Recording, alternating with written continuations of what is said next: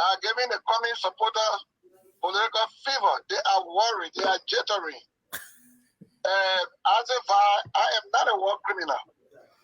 I say accused. I say accused. You are as I gave him chance. You are pushing me to the wall to bad mouth Mr. Cummings, my good friend. I will not. But I will tell you, you should know your history, my friend. How the people on Nimba were pushed, slaughtered, killed in cold blooded chickens and goats. I came and I fought in defense. Everywhere I passed, I provided a safe haven. Typical example, Bushwa Island. I didn't go here on killing spree. And let me let you know, I am not afraid of war crime. Thank you. Bring the war crime. Stop boasting about it. Stop bragging about it. Stop threatening people about it. Let the war crime go come, and we will face it. Another thing I want to tell you, Mr. Weir is not going to get up. Look, you're not going to win Nimba. I am still very influential in Nimba. I am the political godfather of Nimba. The people of Nimba listen to me. I agree with that. While we were about to have our program today, Mr. Weir and his collaborators, they were sent to Nimba to build a scaffold in the middle of Kanta, trying to foment trouble. I called upon the radio and called upon all the people of Nimba to boycott those opium smokers, drug addicts, and move on to Jackie's spot and let them celebrate on the other side of Kanta. They were looking for trouble. They are looking for trouble. We don't want trouble. But if they push us to the wall to resist, to retaliate, we will beg them to say enough is enough. We don't want any trouble from CDC. Now, you, the ANC supporters, I beg you, deal with the issue. If I am a criminal and I commit a crime and you got evidence to prove, crime is not transferable. The MTR is a political party incorporated under the law of the Republic of Liberia with 46 incorporators. According to the election law, you must have 3 persons from each country to serve as a chairperson, and they are the ones who incorporated the MDR, and elected me as a standard bearer, which I took over during another election last December to Honorable Jeremiah Cole. So let's deal with the issue, my friend. Let me ask you a question, Honorable Prince Johnson, as we deal with the issue. But I will also ask you a question quick, please. At the program today, Ben Nayire were absent. Your colleague, Senator Nyonblee Kangar Lawrence, Senator Dillon, Senator Steve Zago, Senator Jonathan Kape, and all those folks that consider themselves opposition, you know them. They were absent. What's your message to Ben Nayire and the rest of them? Well, I don't know why they were absent. Ben Nayire, from my understanding, would have wanted to be a running mate to Mr. Boyka. Same thing with Nyonblee Kangar Lawrence and Costa himself. All of them wanted to be running mate. But you see, the man who is running JMB, or if it was anyone else, that person has a prerogative to decide on his or her own who should be the running mate, and not people to petition. There were too many people like Nyonblee. She had a group petitioning Mr. Boyka to be a running mate to him in America, even in Liberia. And JMB chose who he wanted to choose, bearing the same ideology, somebody that he can trust, somebody that he can work with, somebody that has the same principle. Now, let me just tell you something. Nyonblee Kangar Lawrence, Senator, is a chairperson on Rule and Order in the Liberian Senate. As a Rule and Order chairperson, she controls the discipline part of the Senate. We don't fight each other. We don't insult each other in timber. One day, the pro-tem was absent. So the chairperson on executive, Sir Joseph, was presiding during the session on that day. and there was an issue on the floor.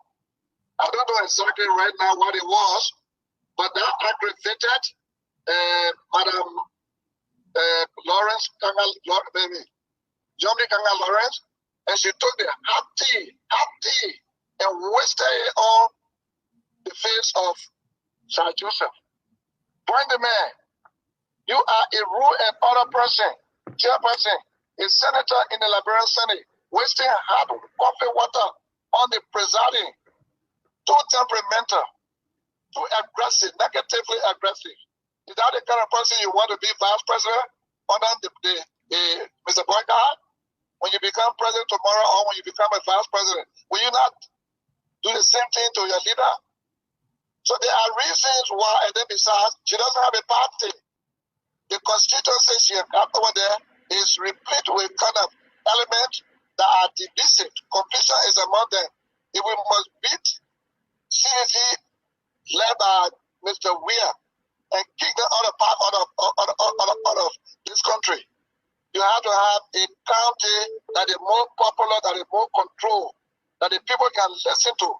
And that county is Nimba, the largest county to Maserado. And the leader in Nimba, they are leaders, but the people believe so much in me, they trust me, and I can tell you, with our son, Jeremiah Cole in the lead, Mr. George Weir is going to be flatly beaten. He will not get vote in that country. And now that he has been appointed or selected by Mr. Boyka, we're not going to get to work and let our people know that we should vote Boyka and Co to say no to drugs. My last question to you, I will bring the guy's name in real quick. Thank you for calling us. James going to post this. We are receiving from Akaris Moses Gray page, his Facebook page. This is what he said, and I'd like for you to respond to it. The traitor, Cooper Crow, Minister of Post and Telecommunication, must resign, and resign now. You are a dangerous sellout, and good to have lunch with you on Monday. No room for politics and questionings. He is asking him to resign now. We understand that's the other position that Joe Weir offer your county, the Minister of Post, but the representative on executive, chair on executive, Representative Akaris Moses Gray, is asking him and telling the president that this guy must go. What's your take on this message Akaris Gray posted on Facebook? Two things I have to say. One, Akaris Gray, I believe Sunday is a chairperson on executive in the lower house. All matters relating to the executive mansion, he's responsible for that in the lower house. He's not an official spokesperson of the party, CDC. And apart from that, Akaris Gray needs to go to take drug tests because he doesn't seem to be normal. He smokes. I have seen him smoking many times. And I think he takes in cocaine also. That's what made him to evade the University of Liberia, beating our children, his own constituents. Those students are within your constituencies, and many of them are your constituents, flogging them. We are prepared to allow our people to resign, but it is their constitutional right to a job. So let Mr. Weir dismiss them. The Constitution says that the president has a right to offer job to his citizens. So it is upon that ground, Mr. Cooper Crow is holding on to the position until he can be sacked. And we want Mr. Weir to sack the people. Otherwise, but there's a job.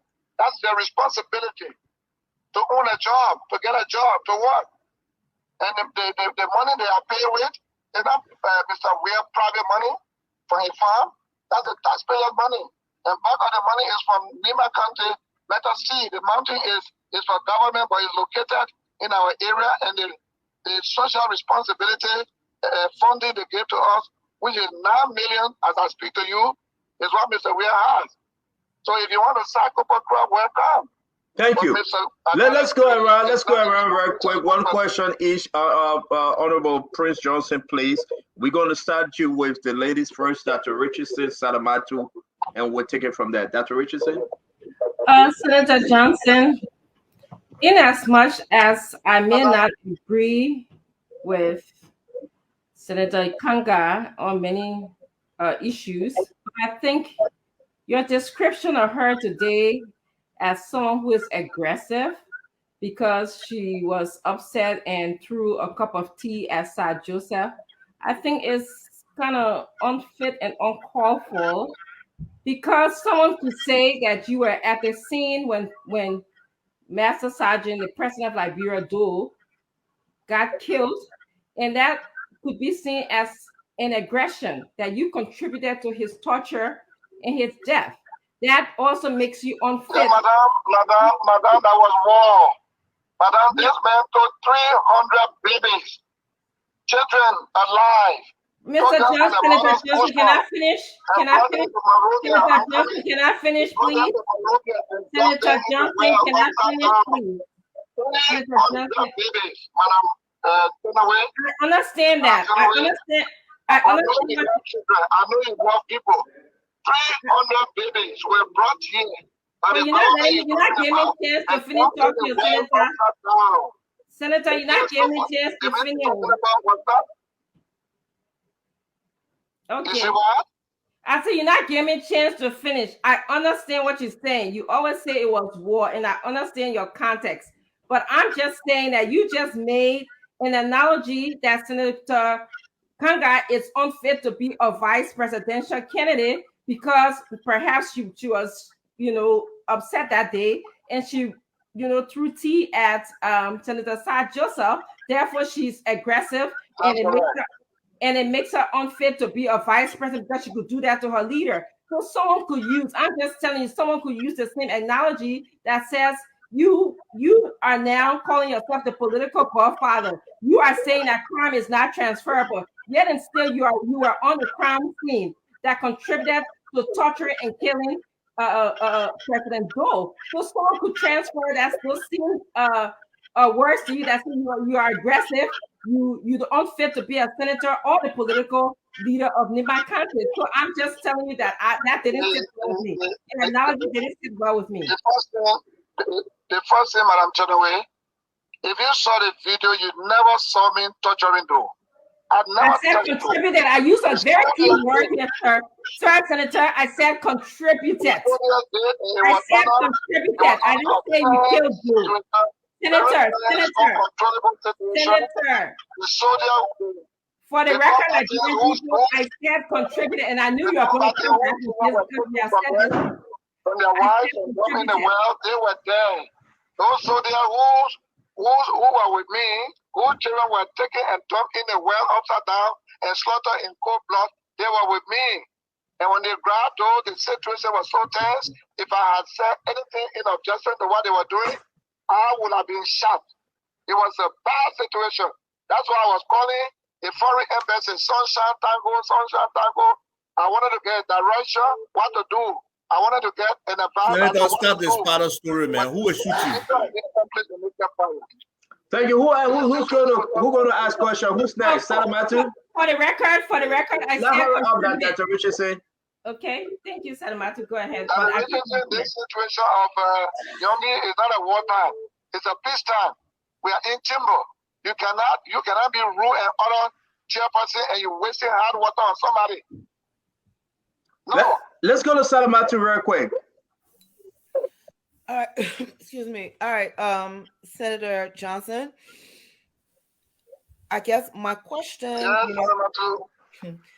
My question is: one, we understand you are a key player, key stakeholder in this election. Regardless of our personal feelings towards you, you are a key player. Right? We understand that. I think sometimes what we have a problem with, and we also understand why Nyonblee feels you as protecting them. We can understand that, right? But I think what a lot of us sometimes have a problem with, and I think I asked you this the last time you were on the show when we're talking about war crimes court, and I think I asked you in the absence of a war crimes court, how do the victims get redress or, you know, seek justice? What else can be done to satisfy the victim? Because when we talk about war crimes court, it's not really a personal thing to aim at somebody. It's something for the victims. The victims feel like they need something to be able to move on.